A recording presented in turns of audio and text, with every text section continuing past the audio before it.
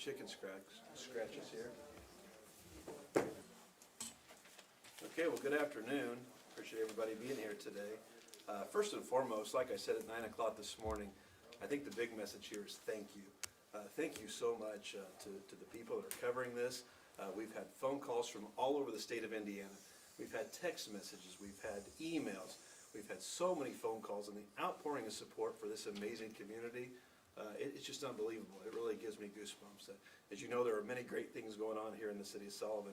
This one's pretty tough, right? This is definitely a tough pill to swallow, but we definitely are showing that we're living by our city motto of taking time to care. Before we get started, I just want to thank, there's too many people to thank, right? My phone continues to go off, and I can't get back in touch with everybody, but a few folks I'd like to thank specifically, obviously our Lieutenant Governor, Suzanne Crouch. Lieutenant Governor, thank you so much. You're here today during this tough time, but Suzanne Crouch is here all the time, right? You're always a big advocate for rural communities, and you're a great friend, and you love the city of Sullivan, and we appreciate that. I was just speaking with Lieutenant Governor Crouch. One thing we're going to talk about today, if there are some folks that are being misplaced, the IHCDA, which the Lieutenant Governor's office oversees, will provide vouchers. So if you know anybody that is affected, that'd be the 155 properties in the city limits, or the nearly 200 properties across the county that are affected, and if they need housing assistance, please contact City Hall. We're here at 110 North Main Street. You can contact us at 812-268-6077. So, Lieutenant Governor, we appreciate the IHCDA and their efforts there. Also want to thank Senator Bassler. I don't know if he's here right now, but I've been in contact with him today. Also, our State Representative Bruce Borders, State Fire Marshal Stephen Jones has been here today. Indiana State Police Superintendent Doug Carter, I spoke to him earlier on the phone today, and we do have Matt. He's here from the Indiana State Police to answer any questions for us here today as well. I said this earlier this morning, the cities and towns, the staff at AIM has done an amazing job of reaching out to us, and like I said, there's 123 mayors in the state, and I think I've heard from about 90% of them, so thank you. Big thank you to the city team, right? This isn't exactly in the playbook in city government, so the city team has stepped up. It's a Saturday, it's a weekend. They're truly living by the city's motto. Our county commissioners, you know, sometimes there's a little tension, right, between the city and the county, but I see Commissioner Waterman around here somewhere, and the other county commissioners, and definitely there's no tension. We're just taking care of people. I think the county would agree. I see some city council people here today. Former Mayor Gene Bonham is here today. Big thank you to the Knox County EMA, which has kind of taken over the situation, Mr. Streeter. Former Kokomo Mayor Greg Goodnight. Appreciate him coming down today because, as many of you know, Kokomo suffered too while he was there. So he definitely understands going through a tornado. And once again, Mayor Joe Yoakum from the city of Vincennes, who was here with me at 3 o'clock this morning, and him and his lovely wife are here today. So like I said, so many I'd really like to get around and thank. But let's get right to it. Like I mentioned, I'm so thankful, but I'm also very proud, and I'm so impressed of how state government has stepped up and really come together and partnered with us here at the local level. Want to make it very clear that we are finishing up our find search with our professional teams. So we talked about this morning at 9 a.m. We had professional teams coming up from Evansville that were trained to go into certain situations before we so to speak, unleash the volunteers. And I'm glad we did, because there are a few situations where they were needed, and they are working on search and rescue right now. Heavily damaged structures, obviously, all over the area. We are right now in the response phase, and we will be moving to a long-term recovery phase over here over the next few days. Once again, that was the USAR, that's the Urban Search and Rescue out of Evansville. We appreciate their efforts. They have definitely identified a few homes that needed this specialty service. Also want to mention that our shelter is still in place at Abundant Grace, which is located on Highway 41, right behind the Walmart here in Sullivan. I did mention the 200 homes that were affected. I know residents have utilized the church, and that is courtesy of the American Red Cross, so we appreciate that. Speaking of the American Red Cross, and this message is directly to the citizens that have been affected. You know, the city administration, we love you, and we stand by you, and we definitely hope you're insured. it is so vital that you reach out to your insurance agents, your insurance companies, and get these claims started. But also we understand that there's some folks more vulnerable in our community that might not have insurance. So I encourage them to contact the Red Cross immediately for that service. Going on right now here at lunchtime, the Salvation Army is at the First Christian Church taking care of first responders, their needs. So once again, the shelter is still open. We talked about this earlier today, the importance, how much we appreciate the volunteers, but how we didn't want them to flood to the area. We also understood that the property owners and the citizens of the affected area were probably pretty anxious, and they wanted to get back to check on their home. By a show of hands, how many here in the room obviously would be pretty concerned, right? And they want to get back home. So I'm very impressed with our team. By 12 minutes after 10 a.m. this morning, we told you our goal was going to be 10 a.m. And only 12 minutes later, we did open that up. Now, we didn't open that up to gawkers. We didn't open that up to folks just coming to check things out, but to the citizens of that area that were affected. And we're asking them only to be in that area. I did mention them contacting their insurance, and our underinsureds need to contact the Red Cross. But quite frankly, I want to keep reiterating that this is an ongoing search and rescue event going on here. Talking to the residents down there, I was able to walk the neighborhoods a while ago, and it's devastating, right? I mean, it just absolutely breaks your heart. I can assure you, in 2010, probably 1986 when I decided to run for mayor at 6 years old, but definitely in 2010 when I made that official announcement, there's no way in the world did I ever think about that I'd be walking through neighborhoods that I used to ride my bike through and just see mass devastation. We see that on the national news, whether it's a war in Ukraine or whatever, and that's quite frankly what this looks like, is a war zone.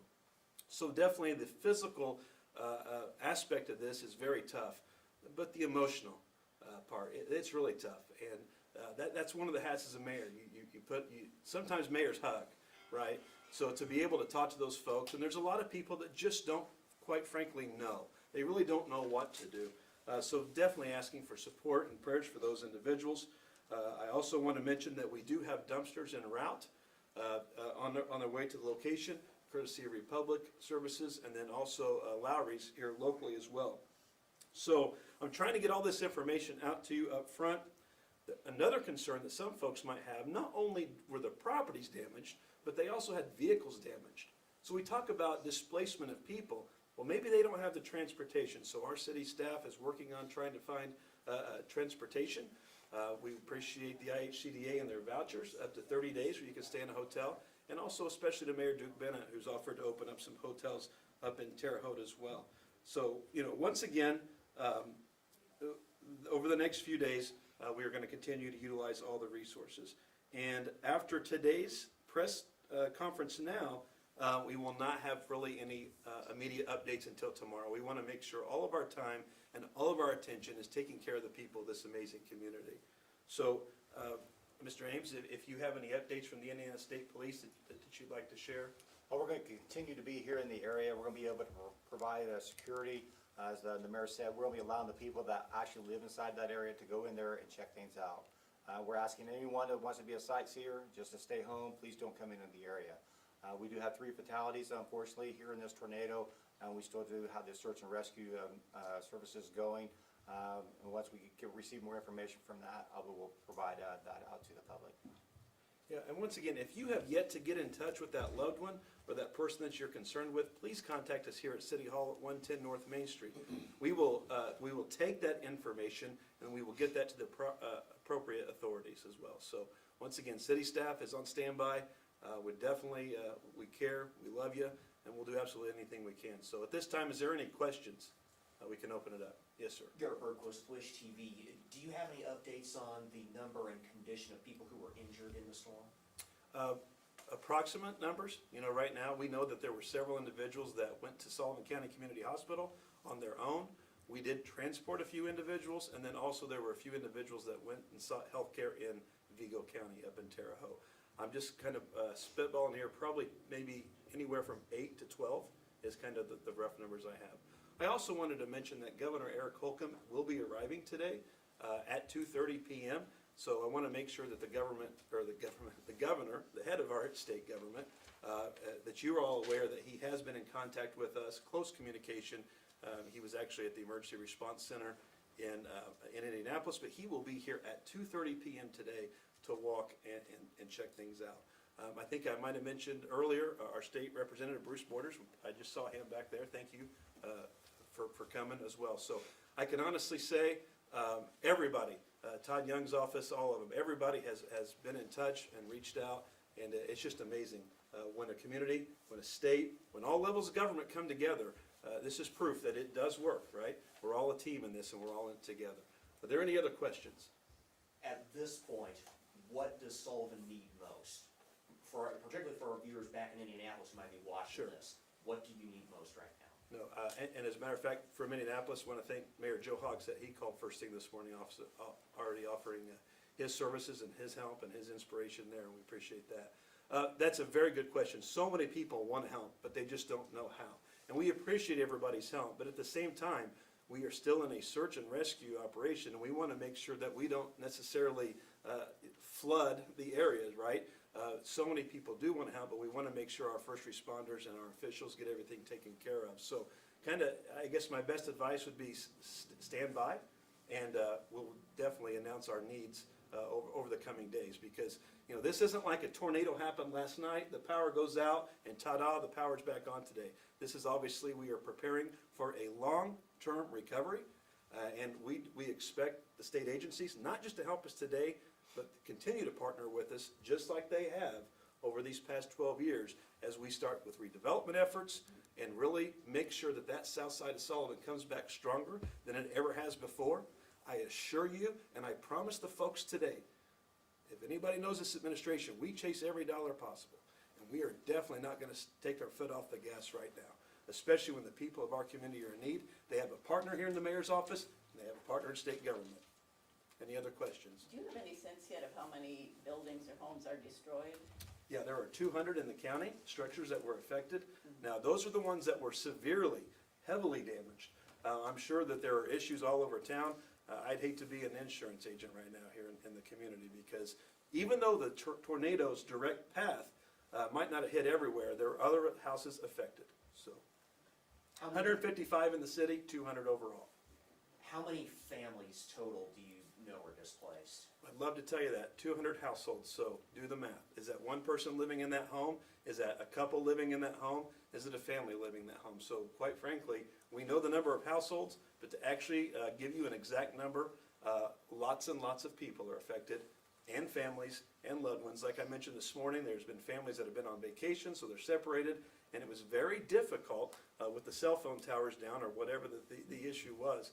I know my family was pretty worried when we were all curled up in the basement with my little girl and my wife this morning, and you couldn't get the cell phone coverage to get out. So I believe a lot of those issues have been resolved, and those families are trying to be unified once again.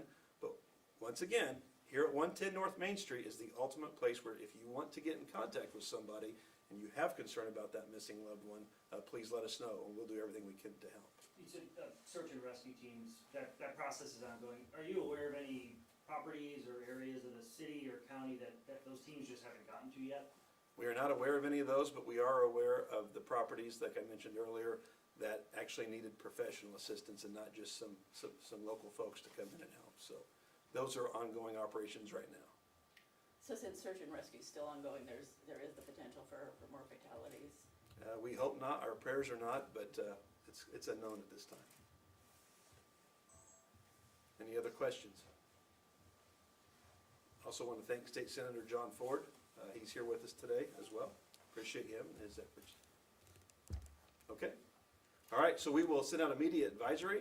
If you want to leave your name and contact information when we update you tomorrow. But understand, that's why we can't sit around and talk like this. We have people to get taken care of, and we appreciate everybody's professionalism, their courtesy, and please, we ask for your continued prayers and love and support for this amazing community. So, thank you, appreciate it.